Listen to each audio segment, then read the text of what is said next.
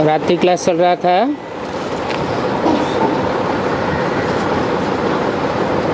छब्बीस दिसंबर 1967 का पहले पेज के मध्य में बात चल रही थी।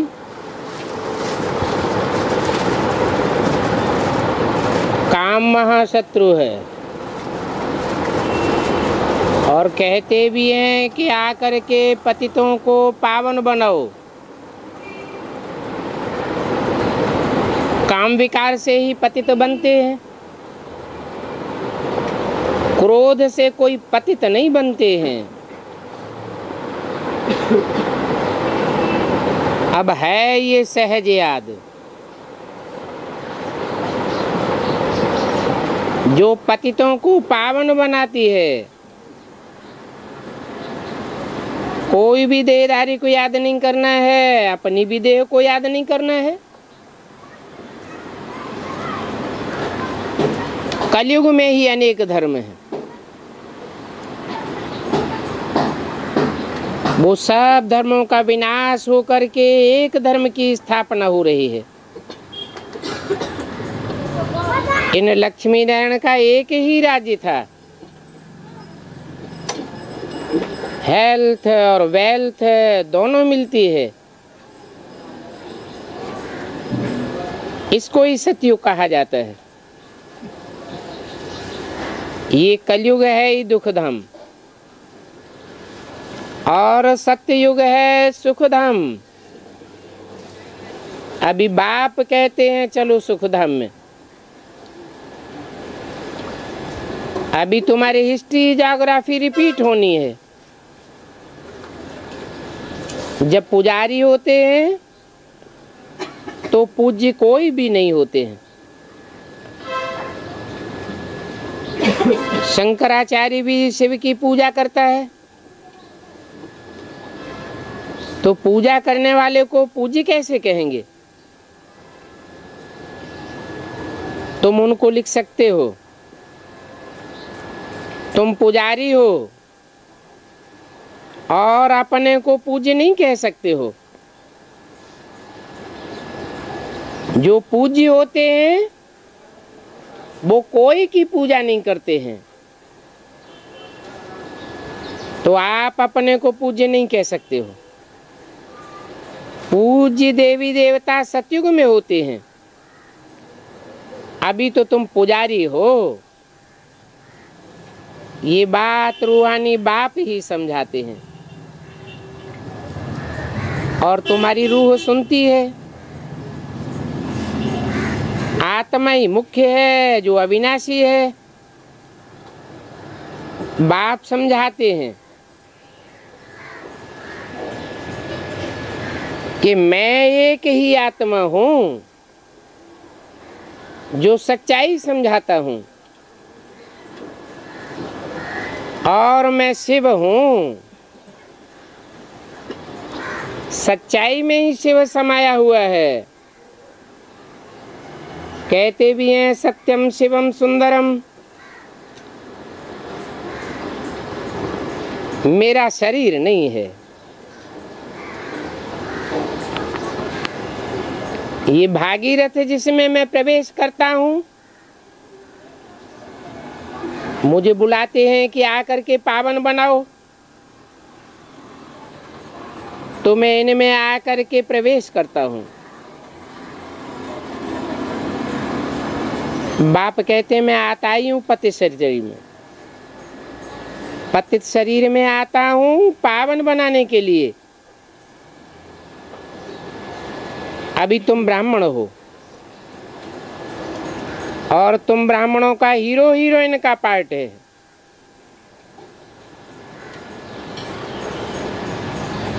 हीरो हीरोइन हार भी खाते हैं तो जीत भी पहनते हैं।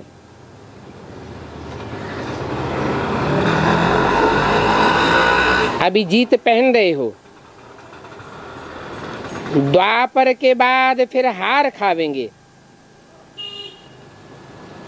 द्वापर से हार खावेंगे या द्वापर के बाद हार खावेंगे?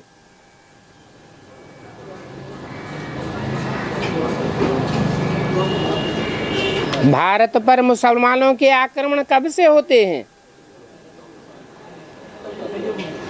कलयुग के आदि से,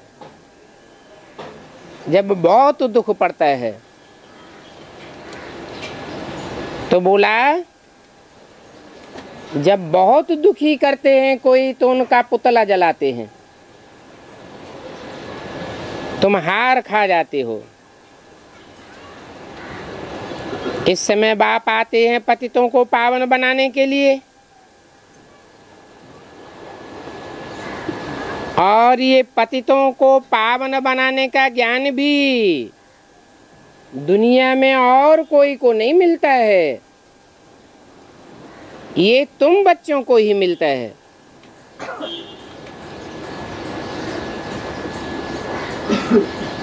तुम जानते हो कि हम ही राज ऋषि हैं।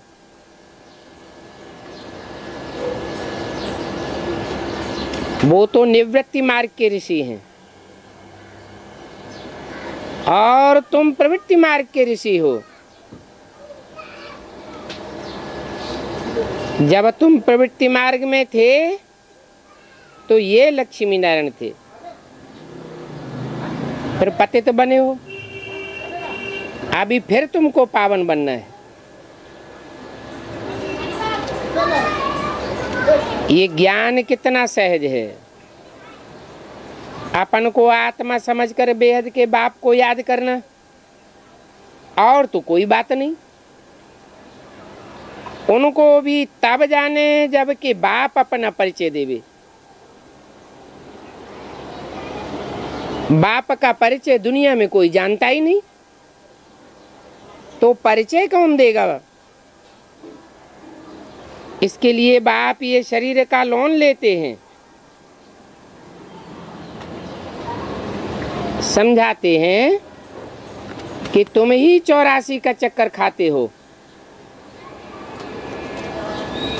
और सबसे जास्ती जन्म भी तुम्हारे होते हैं।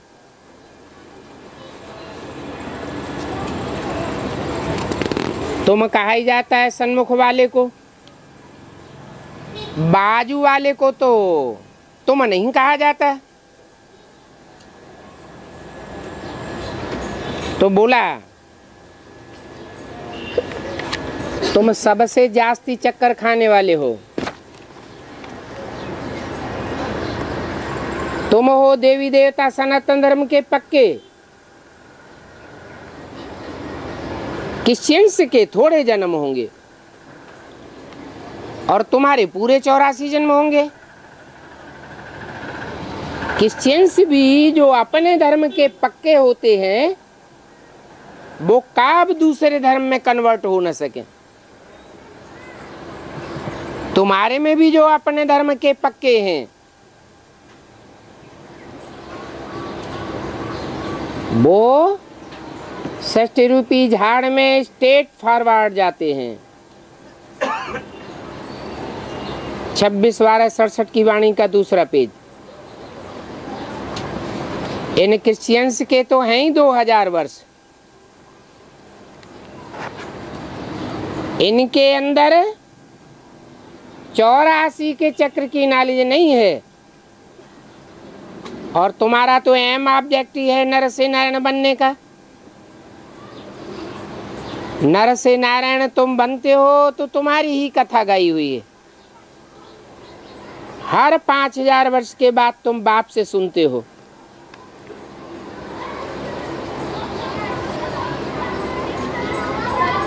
तुम सब इस समय अमर कथा सुन रहे हो।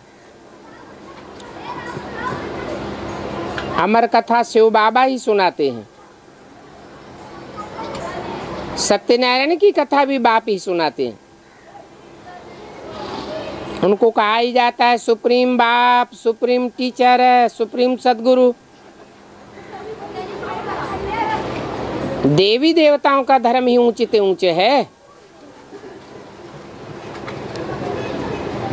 इसके लिए है मुख्य पवित्रता की बात।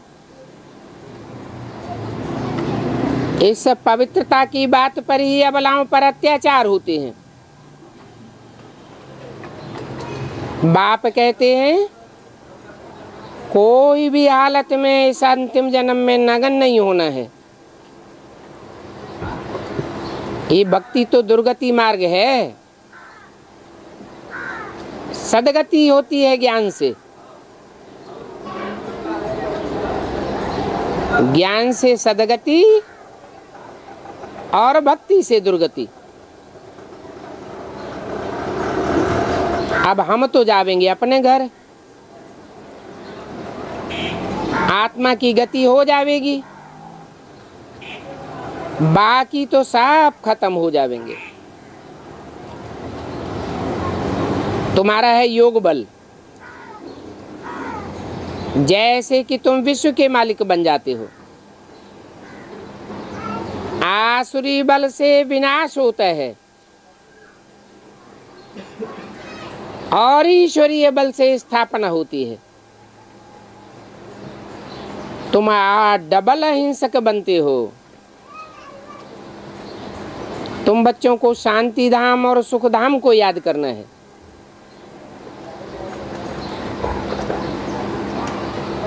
बाकी और सब कुछ भूल जाना है। और इसके लिए पढ़ाई तुम्हारी बहुत सहज है। सेकंड में जीवन मुक्ति हो जाती है। बाप के बने तो समझो कि वर्षे के भी हकदार बने, परंतु नंबरवार पद तो बहुत है ना। बाप के बनने में भी नंबरवार हो जाते हैं तो पद भी नंबरवार हो जाते हैं। बाप कहते हैं कि अब तुमको वापस जाना है, देह का अहंकार छोड़ करके वापस जाना है। अपन को आत्मा समझ बाप को याद करना। आत्मा की देह अभिमान की कट उतरे तो फिर बाप से कशिश भी होवे। कशिश न होने का कारण आत्मा में कट चढ़ी हुई है। देह अभिमान की कट उतरेगी तो कर्मातीत अवस्था का भी अनुभव करेंगे। जो पहले पहले कर्मातीत अवस्था का अनुभव करेंगे वो पास विदानर होंगे।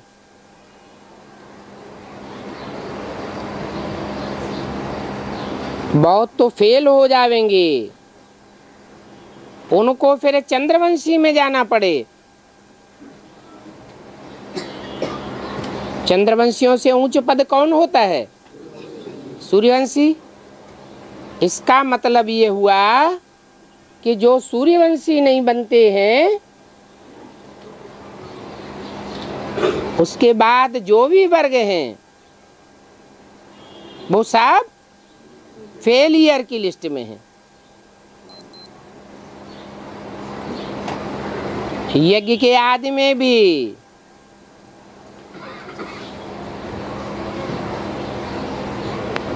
ये पढ़ाई हुई थी और फेल तो सब होते हैं, परंतु फेल और पास फाइनल कब कहा जाता है? जब फाइनल परीक्षा होती है तो फेल और पास कहा जाता है।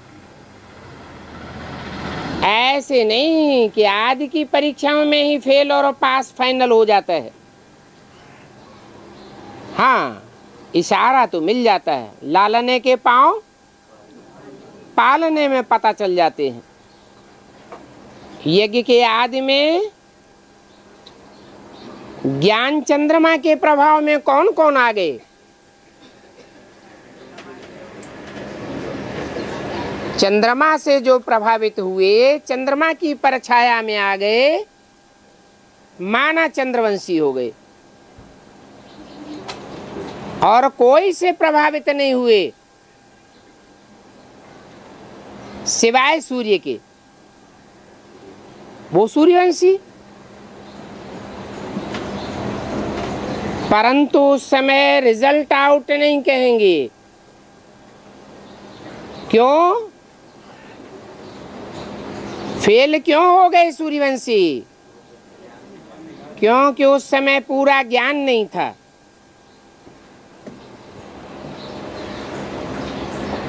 पूरा ज्ञान हो जाता तो फेल होने की कोई बात होती ही नहीं। उस समय बाप टीचर और सदगुरु के रूप में नहीं था, और अभी तो बाप के रूप में भी है।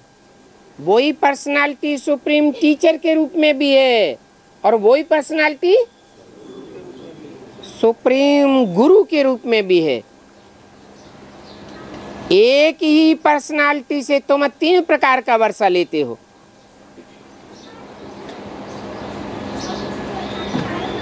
तुमसे जास्ती भाग्यशाली तो और कोई हो ही नहीं सकता। उस समय जो चंद्रमा से प्रभावित हुई आत्माएं थी, वो अभी भी चंद्रमा से प्रभावित हैं। अगर वहां से भी नीचे गिरती हैं तो दूसरे, तीसरे, चौथे, 5वें, 6ठे, 7वें, 8वें नारायण से प्रभावित हो जाती हैं। उन सब को कहेंगे फेलियर। इसलिए भारतवर्ष में जो बाद वाले नारायण हैं, उनकी मूर्तियां, उनके मंदिर और उनकी पूजा नहीं होती है। जैसे ब्रह्मा की पूजा नहीं होती है, वैसे उस ब्रह्मा को फॉलो करने वालों की भी पूजा नहीं होती, मंदिर नहीं बनते, मूर्तियां नहीं बनती। यादगार तुम्हारी संपन्नता की स्टेज की बनती है।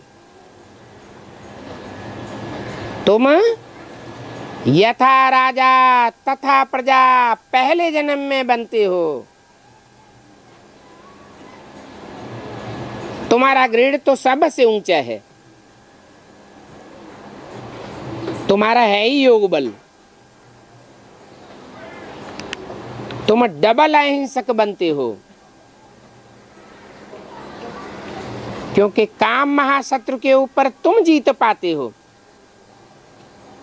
इंद्रिय जीते जगत जीत।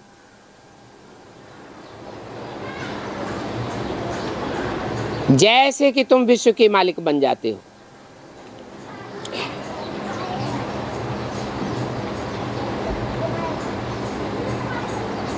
तुम्हारी जीवन मुक्ति सेकंड में हो जाती है। बाप के बने तो समझो कि जीवन मुक्ति के वर्षे के हकदार बन गए।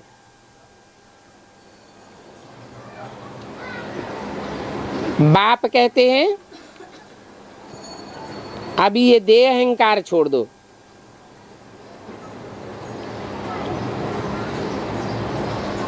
देह अहंकार छोड़ देंगे तो कर्मातीत अवस्था का अनुभव करेंगे,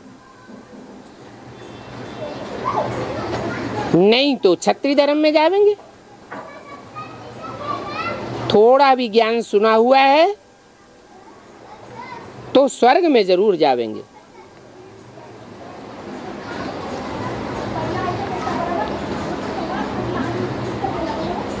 स्वर्ग में तो जाएंगे,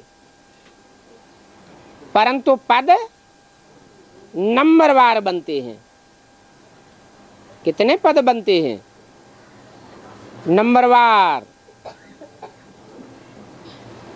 जो बाप आकर पढ़ाई पढ़ाते हैं, उस पढ़ाई में नंबरवार कितने पद बनते हैं? 16,108 पद बनते हैं। और वो कब तक प्रत्यक्ष होते रहेंगे? त्रेता के अंत तक प्रत्यक्ष होते रहेंगे।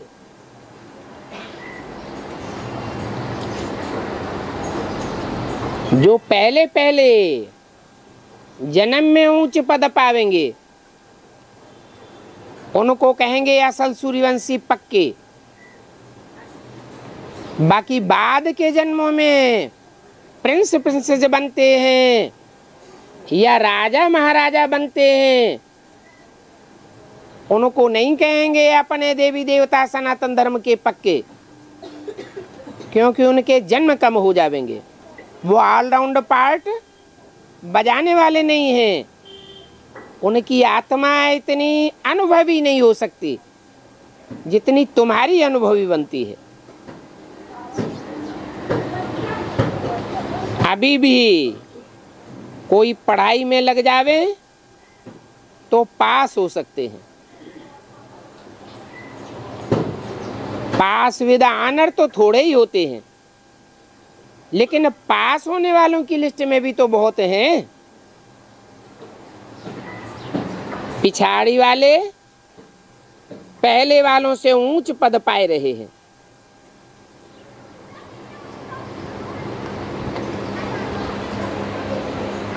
फिर भी रात दिन कोई मेहनत करें तो बहुत आगे जा सकते हैं। रात दिन मेहनत तो कौन करेंगे? रात दिन मेहनत वही करेंगे जिनको पक्का निश्चय हो जाएगा। किस बात पर? कि बाप आया हुआ है, बाप की श्रीमत पर चलने से ही श्रेष्ठ बन सकते हैं। अच्छा, मीठी मीठी सिकील दे रूहानी बच्चों प्रति, रूहानी बाप व दादा का दिल व जान सिख व प्रेम से याद प्यार, गुड नाइट।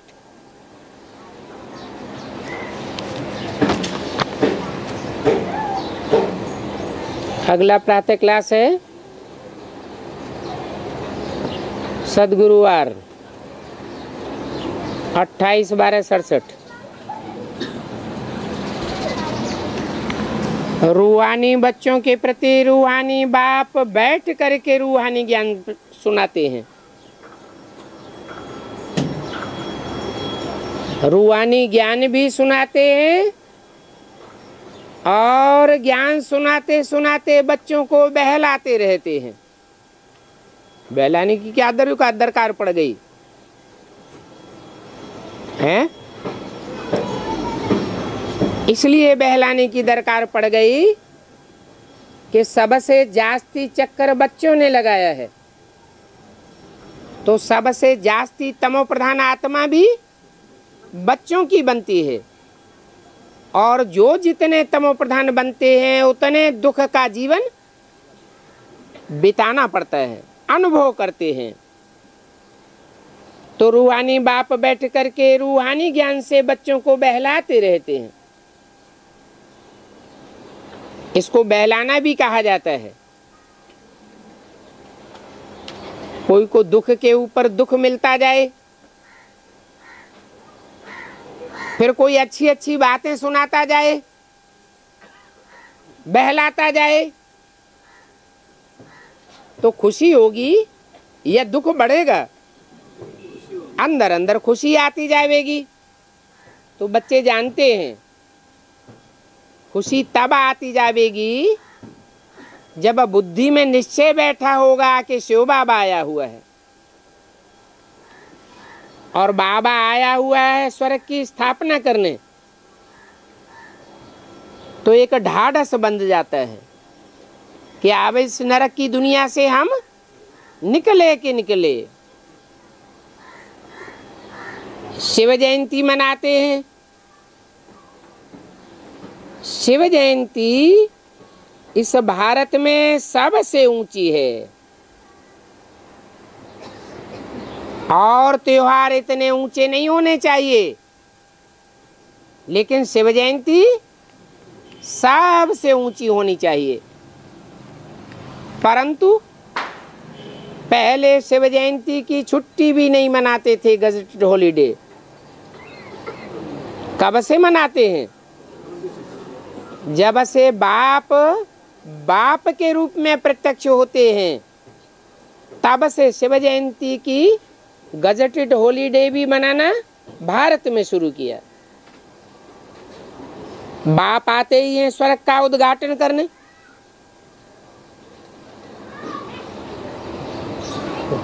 स्वर्ग का फाउंडेशन कौन सा पुरुषार्थ है? स्वस्थिति। स्व को पहचाने तो स्व स्थिति बने। जरूर ये फाउंडेशन लगता है बुद्ध रूपी धरणी में कि स्व अर्थात मैं आत्मा कौन, जैसे कि फाउंडेशन लग जाता है। ये तो बहुत खुशी की बात है क्या कि नई दुनिया में पहले पहले जन्म में स्व अर्थात आत्मा का हमारा कौन सा पार्ट होगा, उस स्वरूप की पहचान हो जावे। इसीलिए गाते हैं, गोप गोपियों को बहुत खुशी होती है।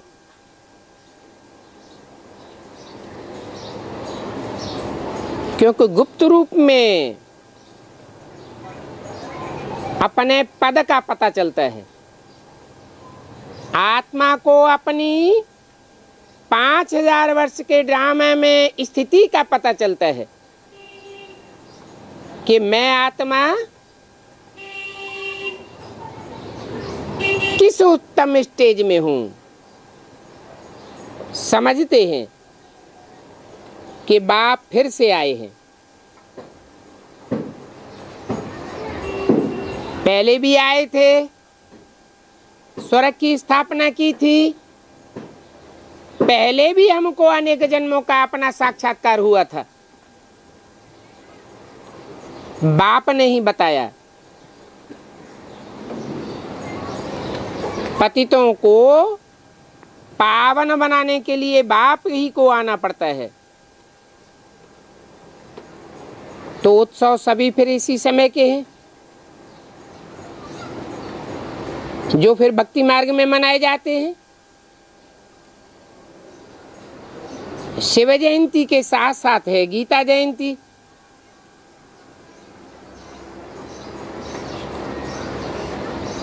आत्माओं का बाप हुआ शिव,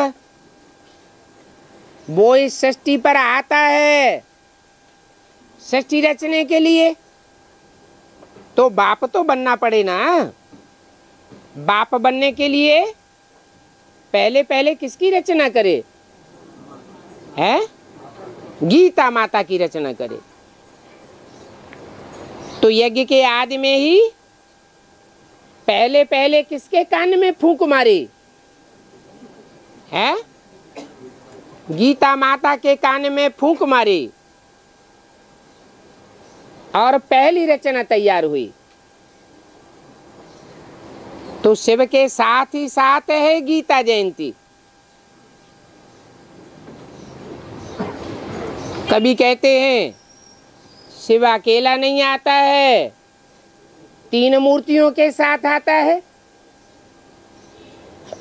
अभी कहते हैं शिव आते हैं तो साथ में होती है गीता जयंती। तो गीता के साथ आते हैं या 3 मूर्तियों के साथ आते हैं? हैं? 3 मूर्तियों के साथ आते हैं, गीता के साथ है। ये अलग से कहने की क्या दरकार है? हाँ, गीतापति तो है। माता के बगैर पिता कैसे बनेगा, पति कैसे बनेगा? परंतु साथ ही ये भी कहते हैं कि बाप अकेले नहीं आते, तुम बच्चों के साथ आते हैं। तो 3 मूर्तियां निमित्त बनी हुई हैं। गीता जयंती तो साबित होता है कि बाप भी है और गीता माता भी है। राजयोग सिखाते हैं भविष्य में राजाओं का राजा बनाने के लिए।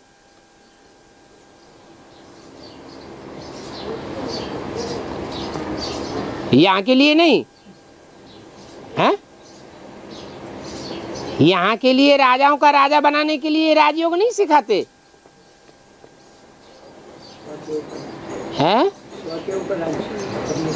हाँ, यहाँ संगम युग में जब तक हम ब्राह्मण हैं, संपन्न स्टेज को पाए हुए ब्राह्मण नहीं बनते हैं, तब तक हम सेवाधारी हैं। कोई के ऊपर हमें कंट्रोल करने की आशा नहीं रखनी चाहिए, चाहे घर परिवार में हो, चाहे सेंटर में हो, चाहे कोई ऑफिस में हो। अगर कंट्रोल करते हैं तो देहभान में है या आत्माभिमान में है? देहभान में होने से फिर वो स्थिति पक्की नहीं हो सकती। क्यों? क्योंकि रूहानी बाप रूहानी बच्चों को ही पढ़ाते हैं। चलते फिरते अगर वो रूहानियत की स्टेज नहीं बनती है तो समझना है कि हम देह अभिमानी होकर रहते। मनन चिंतन मंथन की स्टेज बन जानी चाहिए।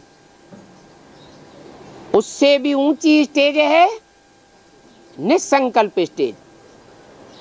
वो निसंकल्प स्टेज भी सदाकाल तब बन सकती है जब अपने अविनाशी पद का परिचय हो जाए कि मैं आत्मा इस रंगमंच पर कौन सा श्रेष्ठ ते श्रेष्ठ देवता का पाठ बजाने वाली हूं।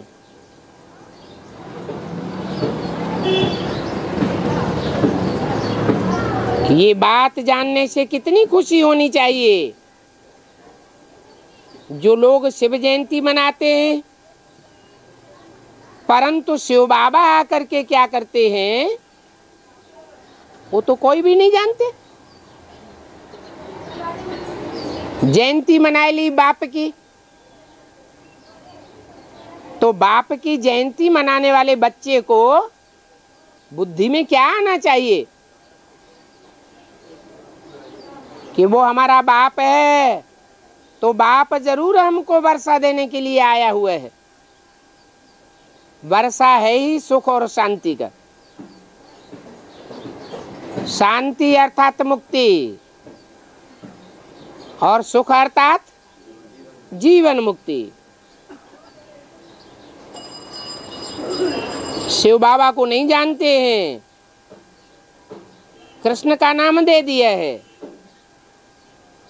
गीतापति भगवान किसको समझते हैं? कृष्ण को समझ लिया है। कितने मुझे हुए हैं। ये मुझान क्यों हुई? इसका फाउंडेशन कब पड़ा है? अरे यज्ञ के आदि में ही इसका फाउंडेशन पड़ गया था। जब गीता माता को कृष्ण की सोल ने अपने प्रभाव में ले लिया तो कितने मुझे हुए हैं। ये है ही भूल भुलैया का खेल। क्या ये भूल भुलैया के खेल में आज रिजल्ट क्या निकल रहा है कि घर घर में माताएं बच्चे के अधीन हुई पड़ी हैं। वो बेहद का बच्चा है, बेहद षष्ठी का बेहद का बच्चा, वो गीतापति भगवान बन करके बैठ जाता है। तो आज घर घर में पति माना पाती, रक्षक, अपन को रक्षक समझ करके बैठ गए हैं। अरे माता पिता का तो परिवार में सबसे जास्ती रिकॉर्ड होना चाहिए,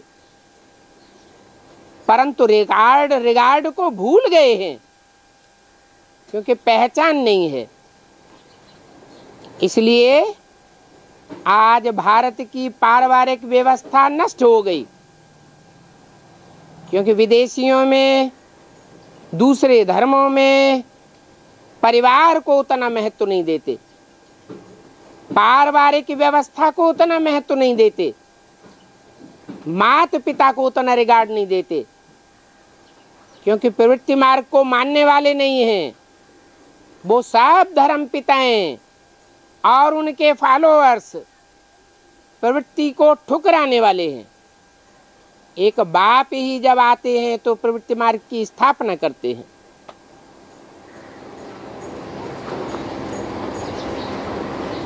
तो ये मुझान बाप ही आकर के दूर करते हैं। भूल भुलैया का खेल हो गया। स्वर्ग की स्थापना किसने की, कुछ भी पता नहीं। अरे स्वर्ग की स्थापना कौन करेगा? इसी जन्म में करेगा या अगले जन्म में करेगा? इसी जन्म में वो करेगा जिसने पूरी पढ़ाई पढ़ी हो स्वस्थिति में टिकने की। जो स्वस्थिति में इसी जन्म में पूरा टिक जाएगा, उसका रिजल्ट क्या होगा? है इसी जन्म में अपने पद को जान लेगा कि मुझे आत्मा का विशेष पार्ट क्या है। इसी समय की सारी बातें हैं। भक्ति मार्ग में फिर उन बातों के त्योहार मनाए हुए हैं। शिव जयंती के फिर पीछे होती है गीता जयंती। जरूर पहले बाप फिर माता होती है। फिर रक्षाबंधन भी मनाते हैं। बाप कहते हैं कि बच्चों अब पवित्र बनो। मैं आया हूं तुम्हारी विकारों 5 विकारों से रक्षा करने के लिए। मुझे बुलाते ही हो कि आओ पतितों को पावन बनाओ, तो रक्षा करने आता हूं ना। ये शिव जयंती तो बहुत खुशी की बात है। बर्थ पाउंड जयंती है। कौन सी? शिव जयंती। भारतवर्ष में जो भी जयंतियां मनाई जाती हैं, उनमें धूमधाम से कौन सी जयंती मनाई जाती है? अभी भी शिव जयंती धूमधाम से नहीं मनाते हैं, बल्कि गजेटेड हॉलीडे घोषित कर दी है। परंतु शिव जयंती धूमधाम से नहीं मनाते हैं। कौन सी जयंती धूमधाम से मनाते हैं? कृष्ण जयंती धूमधाम से मनाते हैं। इसका कारण क्या है? हाँ? नहीं, जयंती जो है वो संपन्नता की यादगार है या अपूर्णता की यादगार है? संपन्न स्टेज की यादगार है। इसका मतलब कि बाप और बाप का बच्चा, बाप है रचयिता और कृष्ण बच्चा है रचना। बाप बच्चे को आगे करते हैं और जो बाप का सच्चा बच्चा होता है वो किसको आगे करता है? बाप को आगे करता है। इसलिए नाम पड़ता है दुकानों का एंड सन्स कंपनी। तो ये भी ईश्वरीय कंपनी है पतितों को पावन बनाने की। बाप कृष्ण बच्चे को आगे कर देता है। कब आगे कर देता है? जब राम के व्यक्तित्व में संगमयुगी कृष्ण संसार में प्रत्यक्ष हो जाता है। 1 सेकंड में ब्रह्मा सो विष्णु बन जाता है। एक ब्रह्मा प्रजापिता और एक ब्रह्मा दोनों साथ साथ ब्रह्मा से विष्णु बनते हैं या अंतर से बनते हैं? है? बाप बच्चे के साथ ही जयंती मनाते हैं। मैं अकेला कुछ नहीं करता हूं। किसके द्वारा करता हूं? बच्चों के द्वारा करता हूं।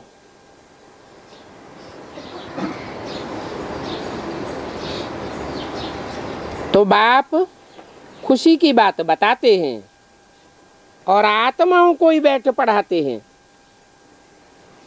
क्या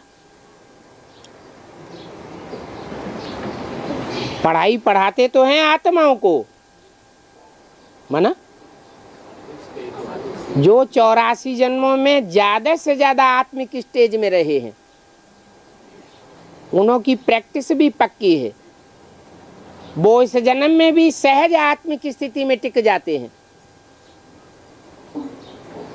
सहज आत्मिक स्थिति में जो टिक जाते हैं, बीज रूप स्टेज में टिक जाते हैं, उन बच्चों को मैं पढ़ाता हूं। बाकी बच्चों को पढ़ाता नहीं हूं।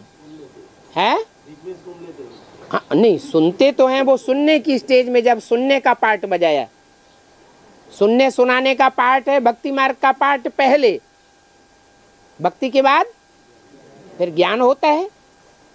भक्ति पूरी होती है तो ज्ञान मिलता है। तो कृष्ण बच्चे की भी भक्ति पूरी होती है या नहीं होती है? होती है। कौन से युग में होती है? कृष्ण बच्चे की भक्ति कौन से युग में पूरी होती है? जरूर संगम युग कहेंगे तो संगम युग में उस कृष्ण बच्चे की भी भक्ति पूरी होती है। भक्ति पूरी होती है और बाप से मेल हो जाता है। हाँ, ये है, मेल तो कभी कभी होता है, परंतु पूरी पहचान नहीं होती है, टाइम लग जाता है पढ़ाई में।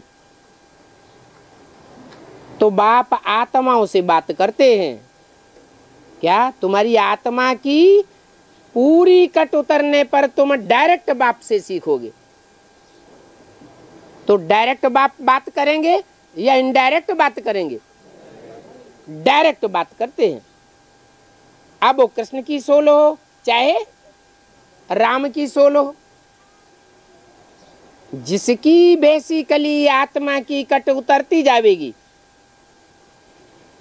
उस बच्चे से बाप डायरेक्ट बात करते जाएंगे।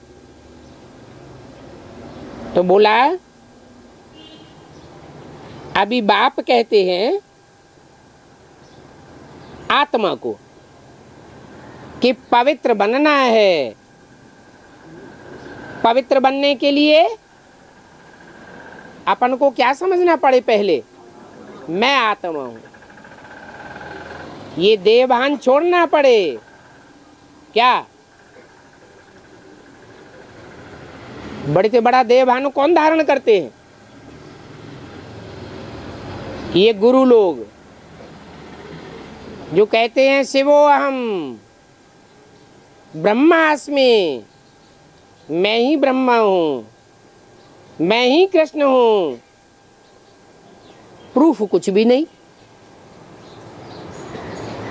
तो ये देहभान हुआ ना। बाप कहते हैं देह में बुद्धि जिसकी धरी हुई है वो कभी भी भगवान नहीं हो सकता। भगवान कौन हो सकता है? जो देहधारी न हो, अर्थात देह में जिसकी मन बुद्धि धरी हुई न हो।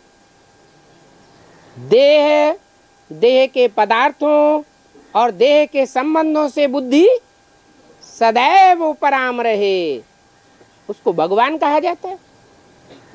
उसको कहा जाता है God father. God father is one कहा जाता है। तो कृष्ण को गॉड फादर कैसे कह सकते हैं? सूक्ष्म शरीर कौन धारण करते हैं? सूक्ष्म में देहभान किसका रह जाता है? जिनकी अकाले मौत होती है वो सब सूक्ष्म शरीर धारण करते हैं। बल उनमें भी दो प्रकार की आत्माएं हैं, एक सात्विक स्टेज वाली और एक तामसी स्टेज वाली। आत्मा तो दोनों ही पार्ट बजाती है। साकार शरीर से भी सात्विक बनकर पार्ट बजा सकती है और साकार शरीर से तामसी बनकर की भी पार्ट बजा सकती है। सूक्ष्म शरीर से भी सात्विक फरिश्ता का पार्ट बजा सकती है और सूक्ष्म शरीर से तामसी पार्ट भी बजा सकती है।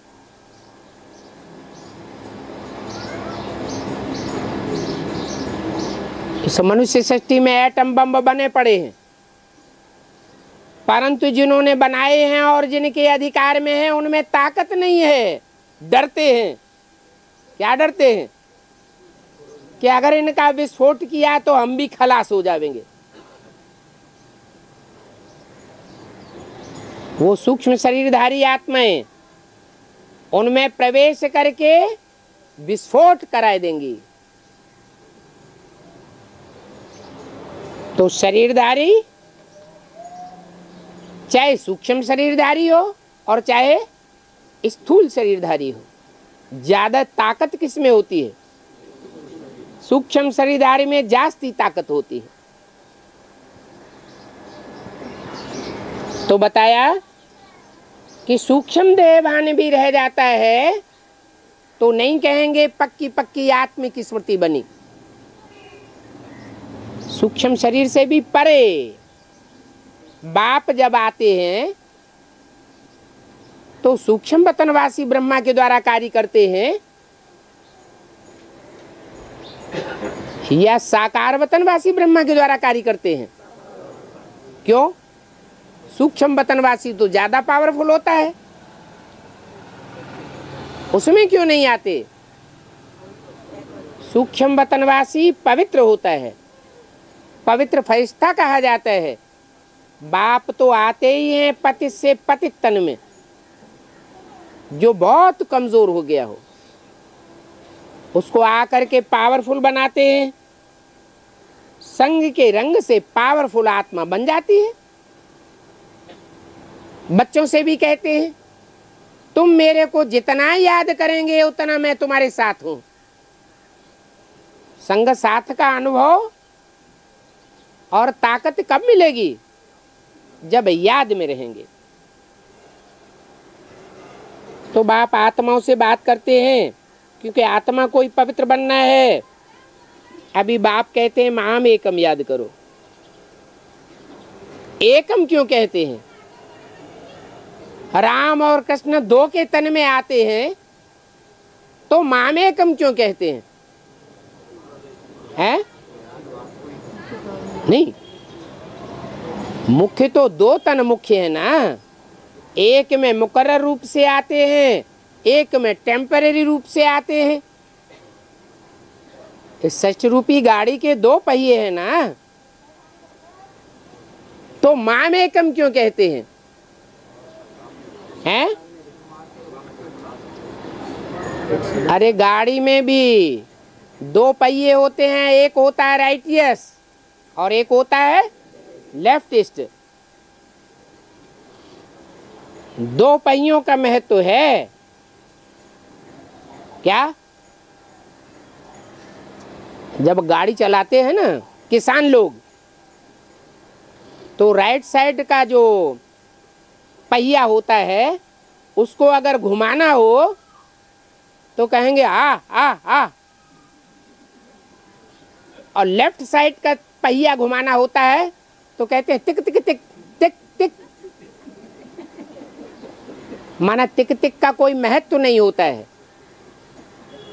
उस टिक टिक का भी महत्व तब बनता है जब बाप आकर के राइटियस बात सुनाते हैं। तो दो पहिए हैं। फिर ये नहीं कहते कि दो रूपों में याद करो, साफ कह देते हैं कृष्ण गीता का भगवान नहीं है। गीता का भगवान मैं हूं। माम एकम याद करो। माम एकम माना मुझे एक बिंदु को याद करो। अगर ये कहें मुझे एक बिंदु को याद करो तो क्या अंतर पड़ जाएगा? हैं? अरे बिंदु बिंदु तो सभी हैं, कैसे पता चलेगा कि कौन से बिंदु को याद किया? जब साकार में आए तब पता चले, क्योंकि सब आत्माओं के पार्ट अलग अलग हैं।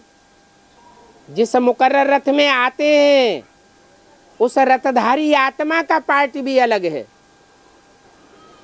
और जो आता है नई दुनिया की स्थापना करने वाला, पतितों को पावन बनाने वाला, उसका पार्ट अलग है। जैसे बोला मुरली में कि कहते हैं शंकर विष पीता है। अब शंकर कैसे विष पिएगा? विषय विकारों का विष कौन पीने वाला है? जो खुद निर्विष हो वो ही तो विष पी सकता है, नहीं तो विषय विकार का असर हो जाएगा। तो बोला माम एकम याद करो, मुझे एक स्वरूप को याद करो, कोई दूजम को याद न करो। यहां तक कि शिव शंकर में आता है, मुकर्रर रूप से भगवान के रूप में संसार में प्रत्यक्ष होता है, तो शिव के साथ शंकर का नाम जोड़ा जाता है और कोई का नाम नहीं जोड़ा जाता है। तो साबित क्या होता है? साबित तो यही होता है कि पर्सनालिटी दोनों की एक है, लेकिन पर्सनालिटी एक होते हुए भी उस पर्सनालिटी में पार्ट बजाने वाली आत्माएं दो हैं। एक है पतितों को पावन बनाने वाली, दूसरे को भोगी कहेंगे या भोक्ता कहेंगे। वो तो भोगी है, जो खुद भोगी है, विषय विकारों का रस लेने वाला है, वो दूसरों को निर्विष कैसे बनावेगा? ये तो भक्तों ने कथा कहानियां बना दी हैं, क्योंकि भक्तों की बुद्धि स्थूल होती है, ज्ञानी की बुद्धि सूक्ष्म होती है। भक्ति मार्ग में सारी बातें स्थूल में उठाई हुई हैं, सूक्ष्म बातों को नहीं उठाया हुआ है। बाप आकर के ज्ञान की सूक्ष्म बातों को क्लियर करते हैं। तो बोला माम एकम याद करो तो तुम्हारे विकर्म भस्म हो जाएंगे। अगर बीच बीच में शंकर को भी याद किया या रामकृष्ण को याद किया तो पाप भस्म होंगे क्या? है? पाप भस्म नहीं होंगे। सदैव बुद्धि में ये रहना चाहिए कि हम शिव बाबा से मुरली सुनते हैं, हमको डायरेक्शन देने वाला कृष्ण, हमको डायरेक्शन देने वाला राम नहीं है। हम ऊंचते ऊंच के डायरेक्शन पर चलते हैं। ऊंच और नीच कब कहा जाता है? जब साकार में हो। तो साकार में ऊंचते ऊंच पार्ट बजाने वाली आत्मा शिव है, न कि रामकृष्ण है, शिव है। इसलिए बोला मामे कम याद करो तो तुम्हारे विकर्म विनाश होंगे। बल पर्सनालिटी तो एक ही है, परंतु उसे एक साकार पर्सनालिटी में भी जो ज्योति बिंदु हमें याद रखना है, उसके कर्मों को याद करें। वो श्रेष्ठ ते श्रेष्ठ कर्म करने वाला है। क्या? मुख से ज्ञान सुनाता है और कर्मेंद्रियों से कर्म करता है या नहीं? और कर्मेंद्रियों से भी जैसे बच्चे कर्म करते हैं साधारण, वैसे वो बाप भी साधारण कर्म करता है। साधारण कर्म होने पर भी, क्योंकि आत्मा सर्वश्रेष्ठ है, इसलिए उस कर्मों का रिजल्ट भी सर्वश्रेष्ठ निकलता है। मैं जो बोलता हूं, गाली भी बोलेगा तो भी कल्याणकारी, चमाट भी लगाएगा तो भी कल्याणकारी। कोई विदेशी पढ़ाई पढ़ने वाला आएगा तो कहे ये तो अंधश्रद्धा सिखाते हैं। अरे पहले 7 दिन का कोर्स समझो तो ये अंधश्रद्धा है या पक्का श्रद्धा विश्वास है।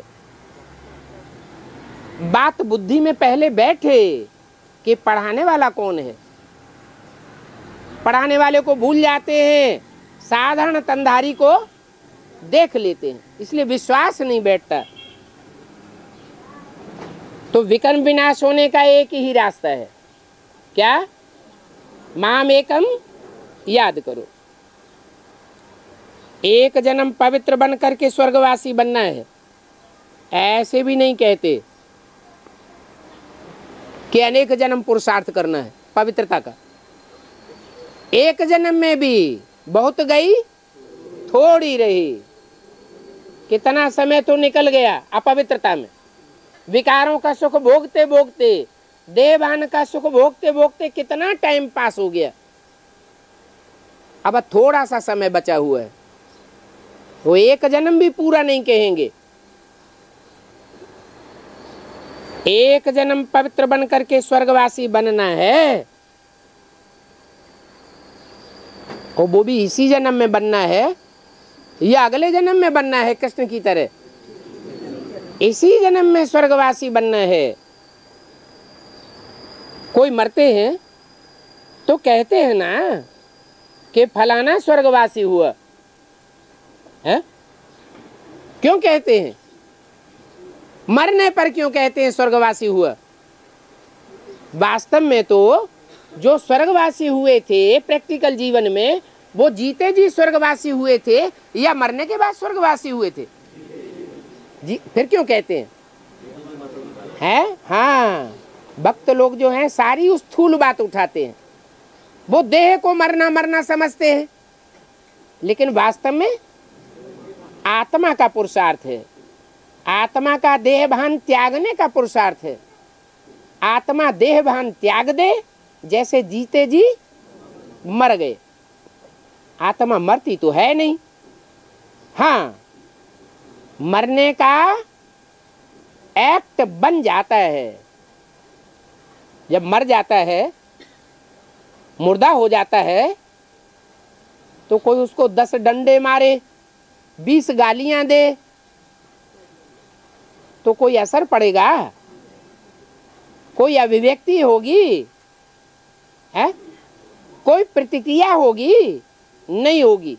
ऐसे ही जो तनधारी आत्मा चैतन्य में है, उसको कोई कुछ भी कहे, कोई कितनी भी ग्लानि करे, कितनी भी गालियां दे, दुष्कर्म भी करे, जैसे बांधेली माताएं हैं, बांधेली माताओं के साथ कितना अत्याचार होता है, कितनी बार बलात्कार होता है, सहन करती हैं। एक सहन करना होता है रो रो करके, और एक सहन करना होता है जैसे कुछ हुआ ही नहीं। उसके लिए कहते हैं मुर्दा बन जाओ, बाप की याद में क्या बन जाओ? मुर्दा हो जाओ। तो मुर्दे से कोई कब तक प्यार करेगा? तो ऐसी स्टेज प्रैक्टिकल जीवन में बनानी है। कोई हमको कितना भी दुख देने वाला है, लेकिन हमारी प्रतिक्रिया उसके लिए दुख देने की नहीं होनी चाहिए। बुद्धि में ये ज्ञान आना चाहिए, ये पूर्व जन्मों का कोई हमारा हिसाब किताब है।